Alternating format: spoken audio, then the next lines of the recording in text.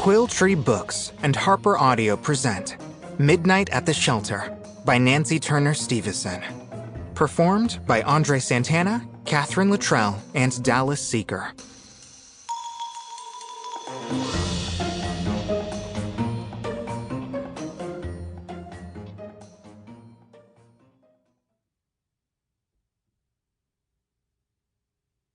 For all the shelter animals waiting for just the right home.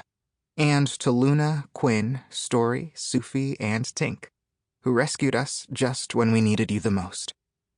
NTS. To John and Jill Daly, my personal heroes and co-founders of Soy Dog Foundation. HTC. Chapter 1. Mondays are full of surprises. MomDoc and I always work Mondays because it's the busiest day at a vet clinic. Crazy things happen over a weekend and the waiting room gets full with strange and sometimes funny problems. Like Fred the boxer who spent Saturday night at an emergency clinic the next town over. His new dad wanted MomDoc to check him out and be sure the emergency place had given Fred the right treatment. Because everybody knows MomDoc is the best vet. Good thing my best terrier friend Ozzy was in the office and didn't get a close-up view of Fred's face. Ozzy didn't always have the best reaction to things that were frightening, and Fred definitely qualified as a fright. I went to sit beside him in the waiting room. "Fred, buddy, what happened to you?" His face looked like a giant pimple, red and swollen. I couldn't even see his eyes. He lowered his head and tucked his tail. "Porcupine. Again." Little pockmarks studded his muzzle where the quills had pierced his flesh. He was already missing half of one ear, but the porcupine had found its target and the part that was still there twitched. Fred's dad, whom MomDoc and I had picked out special for him, wrapped his hands around Fred's chest and half carried, half scooted him across the floor to check in at the counter. I followed. "Same porcupine? How'd it find you?" "Dunno. Just did." "You went back into those woods again, didn't you?"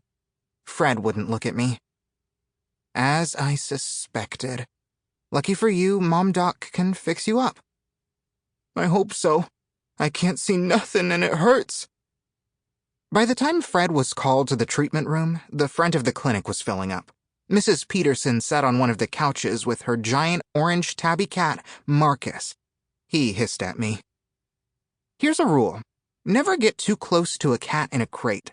They have claws that reach a lot farther than you'd ever guess. I know this from experience."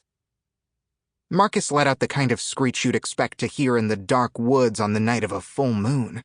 A lady with a tiny Pomeranian wrapped in a fuzzy pink coat clutched the dog tight to her chest. "What's wrong with that cat?" She said it with a bit of an attitude, like her Pom had never sneezed once in her life. "He has an infection," Mrs. Peterson said. Marcus stood up, arched his back, and stared down at his feet. A pool of yellow fluid trickled out onto Mrs. Peterson's lap. She flew off the chair and held the crate far away from her body. "Oh, no!" I ran to the treatment room in the back where MomDoc had Fred laid out on the exam table.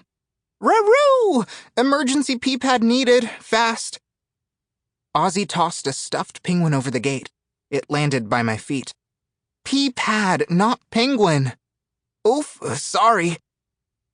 MomDoc came over and peeked through the door to the reception part of the clinic, then reached down and rubbed the top of my head. "Good boy, MahDi. You keep things in order out there, okay? I'll send help for Mrs. Peterson." I bounced back over to the crate, which was now on the floor, to help calm Marcus down. "It's not your fault." Marcus, being a cat, hissed at me. Cats are quite mysterious. After he and Mrs. Peterson went back for MomDoc to work her magic, our neighbor, Mrs. Peabody, came in. Come now, my little cutie-patootie, scrumptious little sweetheart. Come inside with Mummy." Mrs. Peabody's hound, also named Peabody, was another one of Sample complete. Ready to continue?